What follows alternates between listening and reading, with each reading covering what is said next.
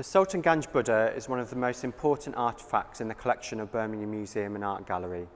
It was discovered in 1862 and was one of the first pieces gifted to the Museum and Art Gallery in 1864. At over 2 metres tall and weighing 590 kilos, it's one of the largest complete pieces of Buddhist metalwork in the world. The Buddha is made from a copper alloy and was produced using the lost wax technique. The Buddha itself was found in a monastery, and its purpose was to focus the mind of the believer. This is echoed in the facial features of the Buddha, the main one being his eyes, which are cast downwards as if to emphasize contemplation and rejection of the material world. The Buddha also displays 2 hand gestures, which are called mudras.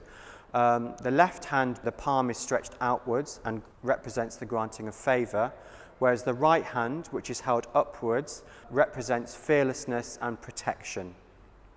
The Buddha was discovered in 1862 whilst British railway engineers were building the Indian Railway. They were looking for ballast to support the track and came across an abandoned vihara or Buddhist monastery.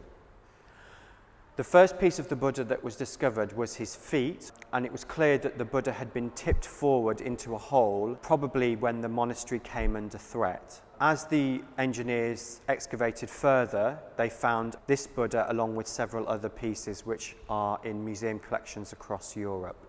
The reason the Buddha is in Birmingham is that a former mayor, Samuel Thornton, who had an interest in antiquities, came to hear about the discovery of the Buddha and offered to pay £200 to have the Buddha transported from North India to England.